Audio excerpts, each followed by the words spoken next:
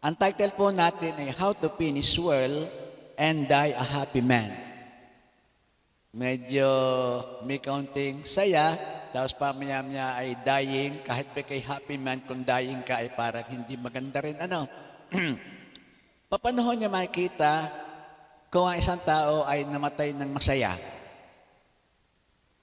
Doon kay Sister Nene, sa ina ni Sister, nang tingnan namin, kami mag-asawa, lagi kami may kaunting kalokohan din sa buhay Tinitignan namin ang hitsura nung nakaburol. Pagka nakita namin na nakangiti, nung wala pa kami kay Lord, ang sabi natin ay, masaya itong namatay. Oo. Pero kapag ito'y nakangiwi, may problema ito ng mamatay. Parang gano'n, Huwag niyong gagawin yun ha, mali yun. Sabi nung isa namin doktor na kaibigan, yan ay kaya nakangiwi, nahirapan yan sa gamot.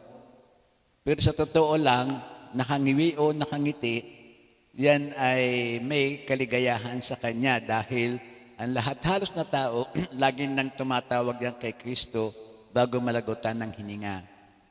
Si Pablo, ito yung kanyang experience. Siya ay namatay na may kaligayahan. Dahil nga, nakita niya ang tagumpay ng misyong ibinigay sa kanya ng Panginoon. Ano ba ang dahilan kung bakit si Pablo ay masayang pumanaw sa buhay na ito? Una sa lahat, yung kanyang kamatayan, yun ay kanyang ina-anticipate. Yun ay kanyang inaasahan na. Kung si Jesus Christ ay may last word na it is finished, siya rin ay meron ng last word. Sabi niya, ako'y mamamatay na. So very eminent, inaasahan niya. Sapagkat dumating na ang panahon ng pagpanaw ko sa buhay na ito. At yung in-express niya ang kanyang full confidence, ang kanyang satisfaction sa kanyang mga nagawa para sa ating Panginoon. At dahil dito, yung kanyang closing words kay Timothy, ang isang nagpapatunay na siya'y namatay, siya'y nabuhay na masaya, namatay na masaya. Bangat may mga pagsubok na naranasan. So ang una, alam niyang siya'y mamamatay niya, tanggap na niya yon. Siya'y nakabilanggo, siya'y Romano, siya'y hahatulan na 80 time. Merong isa lang issue na hindi magkameron ng katiyakan. Ano ba daw ang uri ng kamatayan ni San Pablo? Well, yung sa tradition, ang nabubuo doon na siya daw po ay pinugutan ng ulo. Ano ho ba ang tamang terms? Pinugutan ng ulo o pinugutan ng liig? O, di kayo medyo nagising pa ng kaunti, Ayun, pinugutan ng ulo. Yun ang sabi sa tradition, wala naman sa Bible, sa scriptures. Kaya, inassume na yun. So, doon sa kanya pang isang analysis is yung kanyang view of dying. Anticipated, kung alam niyo kayo mamamatay na ganyan, magkakaroon ng problema. Yung kanyang view ng kamatayan, kasi ang kamatayan sa marami, ito ay medyo wag muna.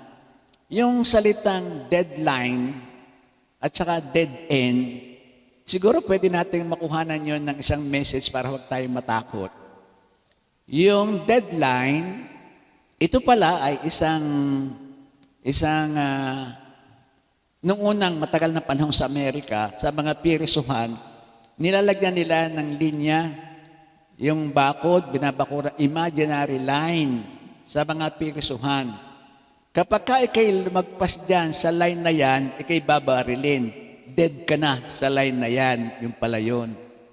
Yun namang dead end, yung dead end, pag dumating ka na yan, wala ka nang pupuntahang iba pa. So ang pananaw dito ni Pablo ay hindi deadline at hindi dead end. Ito'y para bagang isang departure. Yung papaalis na siya dahil siya'y naglalakbay lamang dito sa lupang ito. Sapagkat dumating na ang panahon ng pagpanaw ko sa buhay na ito. Yung departure, sa Greek, yun ay analosis. Yun ay metaphor drawn from loosing from moorings preparatory to setting sail. Si Pablo, napakahilig sa metaphor. Kung ano nakikita niya sa kapaligiran, halimbawa, malapit ito kasi sa pier. Nakikita niya kapag ang isang barko ay paalis na, inaalis yung tali doon sa may pier, yung mooring noon. Ikinakarga at ito'y paalis na. Yun ang isang analysis niya doon. The true idea of death is that of loosening the bonds that confines us to the present world. Ang marami ayaw umalis sa mundong ito dahil yung kanyang maiiwanan, yung kanyang relationship, yung kanyang kabuhayan, yung kanyang mahal sa buhay, pati problema nga ayaw niyang iwanan dahil ang takot niya sa itatabunan na ng lupa. Kaya yun ay takot na takot siya doon sa hindi niya maramdamang sakit. Part of the imaginary fear ng tao. Ito ay setting us free and permitting the soul to go forth as with expanded sails on its eternal voyage. So this is now a voyage. Kay Paul, kaya siya ay happy na namatay, alam niya na siya, ito na may temporary lamang, siya nagsabi nun eh. We are tourists in this area. And our permanent home is actually with Jesus Christ in heaven. Yun ang kanyang pananaw. Katulad ni Peter, sa din ay gayon, he viewed death as a ceasing to exist. He viewed his death as exodus. Kay Peter, ito na may inhantulad niya doon sa Exodus. Mula doon sa Egypt, papuntang Promised Land, Canaan. Sa Egypt kasi, andun yung slavery. Pagkatapos, pag pumunta ka doon sa Canaan, ikaw ay free. So, sa kanyang pagtawid doon, sa deadline na yon, mas gusto niya dahil mayroon na siyang freedom. Kahit pa sinasabi na sa Egypt ay ikaw ay fully provided for, damit, pagkain, bahay, pero wala kang freedom, ikaw ay slave. Kaya pagdating mo sa Canaan, yun ang gusto niyang mapuntahan. Sa 2 Peter 1:15, alam kong malapit ko nang iwan ang katawang ito ayon sa pinahayag sa akin ng aking Panginoong Hesukristo. Kaya't gagawin ko ang lahat upang maalala pa rin ninyong lagi ang mga bagay na ito kahit ako ay pumanaw na. Si Paul, ito nga sinasabi dito, dagdag pa rito, is looking forward to departing to be with Jesus Christ. Kaya kay Paul, hindi niya ito kinukonsider na mali at masama sa kanya dahil alam niya ito na ang panahon upang makita niya ang kanyang Panginoon na aktwal na. Si Paul kasi nang magpakita ang Panginoon is only by a vision, by a voice. By departing in this world, makikita niya ang kanyang Diyos. Sa Filipos 1:23, may pagtatalo sa loob ko na is kumunang pumanaw sa mundong ito upang makapiling si Kristo, sapat ito ang lalang mabuti. To be with Christ is far better. Kaya hindi siya iniinda kung mamamatay na siya. 2 Corinthians 5:6-8, kaya't laging malakas ang aming loob, alam naming habang kami narito pa sa katawan lupang ito, hindi kami makakapasok sa tahanang inihanda ng Panginoon sapagkat namumuhay kami batay sa pananampalataya at hindi sa mga bagay na di nakikita. Malakas ang aming loob at mas gusto pa nga naming iwan ang katawang ito na aming tinatahanan ngayon upang manirahan na sa piling ng ating Panginoon. Si Jesus Christ naman, sinuportahan yung mga pananaw na ito ng kanyang mga disipulo. Ang sabi niya sa John 14:1-3, huwag mabagabag ang inyong kalooban, sumampalatayo kayo sa Diyos, sumampalatayo sa akin. Sa bahay ng aking Ama ay maraming silid. Kung hindi ito totoo, sasabihin ko pa sa inyong pupunta ko roon upang ipaghanda ko kayo na inyong matitirhan. At kapag naipaghanda ko na kayo ng matitirhan, ako'y babalik at isasama ko kayo upang kayo makapiling kung saan man ako naroon. So yun ang mga pananaw ni Pablo. Kaya para sa kanya, ang kamatayan na isang reward, isang accomplishment. At he viewed dying as an offering. Kanina ito, he viewed as a departure. Ngayon, kinonsider niya na ito'y offering. Ito'y uri ng pag-offer. Sabi sa 2 Timothy 4:6-8, offer yourself as a living sacrifice. Kaya ito nga ang ginagawa niya. Para ang pakaramdam niya, para ba nga sa isang alay na ibinubuhos na, kaya hindi niya ito pipigilan sapagkat yun ay magaling para sa kanya. Sa Numbers 15:5, with Islam for the burnt offering or the sacrifice, prepare a quarter of him of wine as a drink offering. Sa Numbers 15:5, noong mga panahong yon, pag mag-o-offer ka ng lamb o goat, ang ginagawa nila, binubusan nila ito ng wine. Binubusan ng wine, unang sa lahat, upang ito'y madaling masunog, at pangalawa, yun ang kanilang kostumbre. Kaya iniisip niya sa yung wine na umaagos na wala nang makakapigil dito. Ano pa? a living sacrifice. Ito pala yung Romans 12:1. Offer yourself as a living sacrifice. Gustong-gusto niya palaging ang Diyos ibigyan niya ng offering. At the best offer niya is a living sacrifice. Ibigay niya talagang buong-buo ang kanyang buhay. His death was just another way to offer himself as a sacrifice to God. He encouraged Timothy, as a matter of fact, all of us, to offer ourselves a spiritual sacrifice. Thank you, Lord. Another reason is, dito niya mamamagnify si Kristo Jesus sa kanyang manner of death. Pilipos 1:20-22, sapagkat para sa akin ay buhay ay para kay Kristo at ang kamatayan ay pakinabang. Sa kanya, kung siya'y mamamatay, okay, dahil makikita niya si Kristo. Pero kung siya'y mabubuhay, okay din, that is a gain. Yun ang awiting kanina, saan man ako dalhin ng aking Panginoon, thank you, Lord. Sabi nga ni Sister Cora, yung aming trip, nagkameron na ng conclusion Lord, kung kami po'y dadalhin mo doon, thank you, Lord, for Christ. Mabibisita namin ng pamilya, makakapag-preach pa kami doon sa lahat ng makikita. Pero kung hindi, mas magaling kasi walang hinto ang aming pagsiserve sa community. Kung saan tayo dalhin ni Lord, yun ang atin. So yung manner of dying para kay Pablo is either or, pero thank you, Lord. Mamatay, thank you. Mabuhay, thank you. Kaya yun ang kanyang pananaw, kaya siya ay hindi nababagabag. Meron reflective question. Have we ever thought of how we die as a way to magnify Christ? Ito ho ba'y napag-isipan na ninyo na paano kaya ako mamamatay? O huwag na muna natin pag-isipan yung mamamatay. Pero dapat iniisip In the same manner na sabi ko sa inyo one time, ayos na ba inyong isusuot kung sakali man na thank you Lord ka na? Ako ayos na, puting-puti talaga ako doon, pati medyas puti. Ayan, wala na akong problema doon. Kayo mga kapatid, hindi yun pagbibiro, pero isang paalaala din na gusto ba niyong puntahan para settle na ang lahat? Ito ngayon, ang maitinatanong, ang sabi pa rito ay ganito, napag-isipan mo na rin ba kung anong ilalagay doon sa iyong lapida? Ano pa tawag sa ating approach na ito, sa sermon? Parang nakakakilakilabot yata ng parang horror itong ating ginagawa.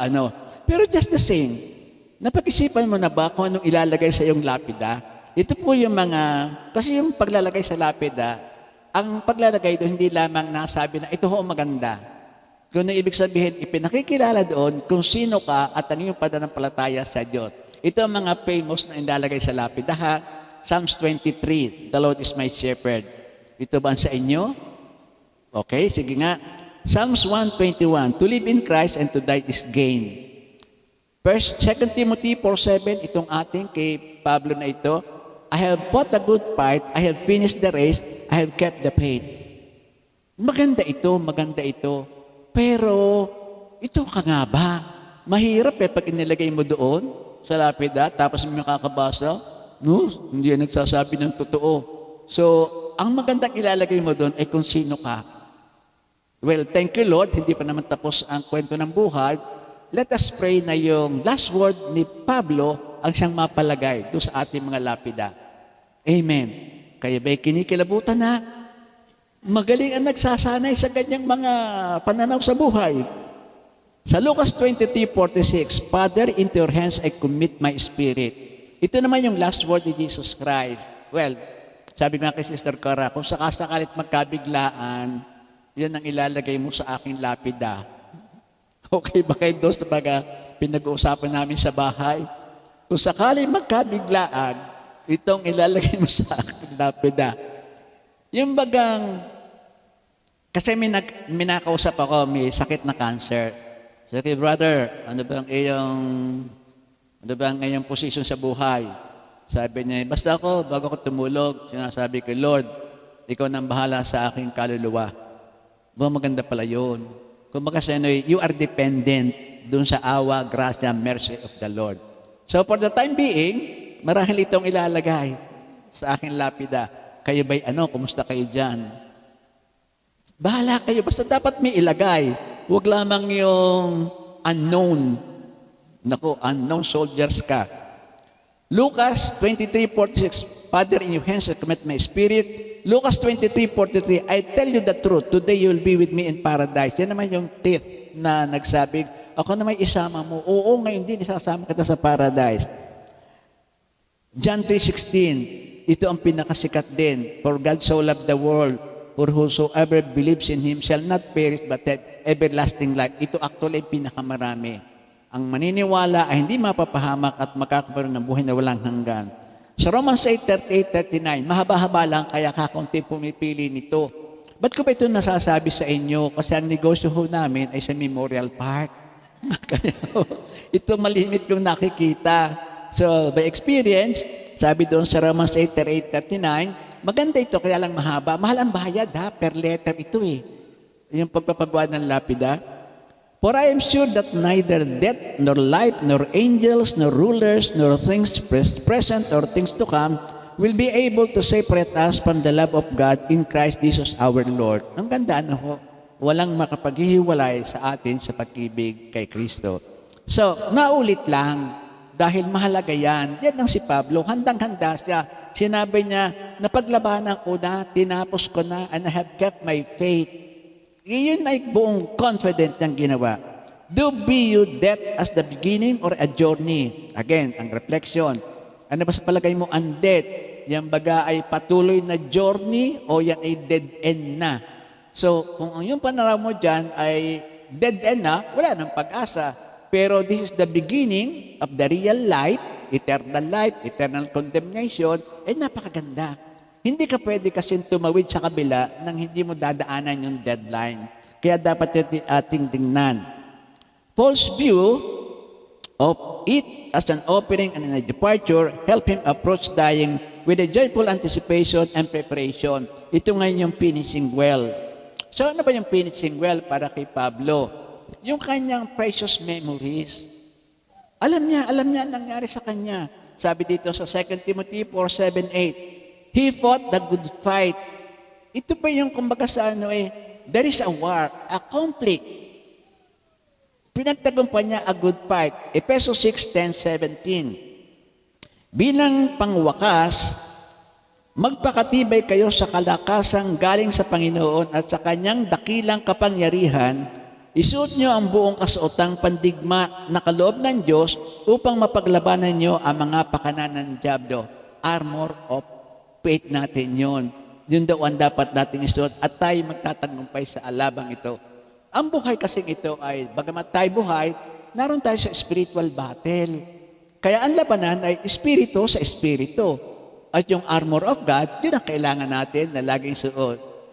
The helmet of salvation, breastplate of salvation, tapos the sword, the word, and what else? Yun ang kailangan natin laging suot upang tayo magtagumpay. Si Pablo ang nagsabi noon sa Efesos 6:10-17. In other words, yun ang kanyang ginagawa. Kasi ay nagtatagumpay sa bawat hakban ng kanyang pakikipaghamok dito sa buhay na ito. So ano makikita natin doon? Paul could look back over his life with satisfaction. Satisfied siya sa kanyang buhay. Not that he was as sinless, but he had found mercy. Hindi siya walang kasalanan, pero sa awat grasya ng Diyos, nakita niya ang panibagong buhay. 1 Timothy 1:12-16, more particularly 15 and 16, totoo ang pahayag na ito ay dapat paniwalaan ng lahat. Si Kristo Jesus ay dumating sa sanlibutan upang iligtas sa mga makasalanan at ako ang pinakamasama sa kanila. Hindi siya sinless, siya'y makasalanan. Siya nga actually ang number 1 na terrorist. Siya isang Pariseo. Kaya napakalaki ng kanyang kasalanan sa pamamagitan ng paglaban sa katotohanan. Pero after that, yung kanya namang pagsusumikap dahil sa mercy ng ating Panginoon ay kanyang napagtagumpayan. Verse 16, ngunit akong pinakamasama ay kinahabagan upang ipakita ni Kristo, Jesus sa pamamagitan ko ang kanyang lubos na pagtityaga at upang ito'y maging halimbawa sa mga sumasampalataya at bigyan ng buhay na walang hanggan. So nakita niyo doon ang satisfaction. Ang pangalawa, he was not perfect but he always tried to do better. Kaya siya ay kontento sa kanyang kalagayang mamatay o mabuhay. Pilipos 3:12-14, hindi sa nakamtang ko na ang mga bagay na ito, hindi rin sa ako'y ngunit sinisikap kong makamtan ang gantimpala sapagkat itong dahilan kung bakit tinawag ni Kristo Jesus. Mga kapatid, hindi ko pinapalagay na nakamit ko na ito, ngunit isang bagay ang ginagawa ko, nililimot ko ang nakaraan at sinisikap na marating ang layuning nais kong makamtan. Siya'y wala. Siya'y talagang hindi naman siya kompleto at perfect. Pero ang kanyang pagsusumikap to become better each time, naroon. Ang pagsusumikap, attitude, ang pinapahalagan dito ng ating Panginoon. So, itong larawan, noong sa marathon, the old ancient time of Romans, talagang kita nyo yung kanila mga hitsura, ito ay resulta ng kanilang preparation, at alam nila na ang magtatagumpay dito ay yung may tamang preparasyon. Thank you, Lord. We finish well by fighting the good fight. Doon sa modern boxing, iba kaysa dito sa ating ancient. Sa ancient boxing, yung luma, mga Romano, ito ay walang weight division boxing. Walang weight division, walang heavyweight to heavyweight, walang lightweight to lightweight. Basta kung sinong gustong lumaban, pumunta sa ring at sila'y maglaban. Walang glove halos. So, bahala ka, patay kung patay. Manalo ka, kung mananalo, kung hindi, pero huwag ka lamang patatalo. Sapagkat pag ikay natalo, ibig sabihin kay papatayin na. At pagka gusto mo nang sumuko, itatas mo lang mong sarili, suko ka na. Ngayon, ang boxing ay iba. Weight sa weight, pinagtatapat. At pagkatapos, may time limit may time limit. For so many minutes, 3 minutes ba yun? Isang round, 2 rounds. Pagkatapos ay may referee, doon wala. Doon ay makikita lamang kung kayo nanalo na, kung ang kalaban mo ay patay na. Another reflective question. Why did Paul use something as ugly as that as a metaphor to explain a truth as godly as this is? Bakit gumagamit siya ng katugo na halimbawa katulad ng boxing noong lumang panahon? Kasi pinakikita rito na ang ating kalaban, si Satanas, ang ating kaaway, ay hindi katatantanan nung hanggat ikaw ay hindi patay. Yun ang kanyang gusto ipakita. Ungodly talaga ang buhay na ito kung wala ka kay Kristo. Pero pag ikay na kay Kristo, ang panalo ay lagi nang nasa iyo. Fighting until the devil drops dead is the only way we will get out of that ring. Kailangan ang kaaway ay ating talunin. Huwag kang susuko sa kanya, labanan mo siya, kung hindi, takbuhan mo siya. Ano ang pagkakaiba na ating makikita rito? Ang sabi dito, when you are discouraged, you are knocked down. Kapag ka isang mananampalatay na discouraged, halimbawa katulad ng 2 tao na taga-Emmaus, yung ating Holy Week na reflection, nawala na sila ng pag-asa, disappointed, uwi na sa kanila, at yun nga, siguro ipamamalita pa doon sa kanilang mga na-recruit, ay wala, yung aming Panginoon ay namatay, yung pala'y ordinaryo din. Salamat at sila ay sinave ni Kristo. Pinuntahan, sinamahan at ipinaliwanag, nagpakitang ito ay buhay. Ang isa pa, si Peter, yung denial of Jesus Christ. Kapag kayo na-discourage, you are knocked down. Yun ang ibig sabihin ng mana-knockdown. Pero hanggang knockdown lang dapat. Hindi ka dapat ma-knock out. Lucas 22:3, then Satan entered Judas the Iscariot. Si Iscariote, Judas Iscariote, yun ang isang example ng knock-out dahil siya ay hindi na nakabalik doon sa dapat niyang puntahan. Sa halip na pumunta kay Kristo upang humingi ng tawad, siya nagpunta doon sa mga Pariseo na nagbayad sa kanya hanggang sa siya nagpakamatay. So yung mga kapatid, ang ibig sabihin ni Paul, na tayo dapat ay okay lang, ma-knock down ka, pero huwag knock out. Ang buhay daw ng tao ay mababase sa hindi kung ilang beses kang natumba, kundi sa ilang beses kang nakatayo. Pag hindi ka nakatayo, ay mawawalan ka na ng pag-asa. Number 3, what must we do so the devil cannot knock us out? Sa 2 Corinthians 6:9-26, 2 Corinthians 9:26-27, hindi ako tumakbo ng walang patunguhan at hindi sumusuntok sa hangin. Sabalit, pinahirapan ko ang aking katawan at sinusupit upang sa gayon hindi ako maalis sa paligsahan pagkatapos ko mangaral sa iba. Ang style ni Pablo, meron siyang focus. Ang focus niya ay ipanalo si Kristo. At yun nga sinasabi dito, do not look at the eyes of the enemy, but look at the eyes of Christ. Pag si Kristo lagi ay nasa unahan mo, hindi ka pwedeng hindi magtatagumpay. Pero kung ang mga pagsubok ay darating sa iyo at ikay masusway, tsak na ikaw ay tutumba at baka ikay manakaut. Laging ang titingnan natin ang ating Jesus na siyang author of our faith. Ang laging basehan ay ang puso at ang ating pananampalataya. Hebrews 12:2, ituon natin ang ating paningin kay Jesus, sa Kanya nakasalalay ang ating pananampalataya mula simula hanggang katapusan. So yun ang una. He fought a good fight. Ang pangalawa, He finished the race. Mga kapatid, yung ating SEND program, actually yun ay isang pagpaanyaya sa ating lahat upang tayo ay sumali sa race of life. Kanina, yung aming meeting doon, ang isa nating focus din doon ay evangelism.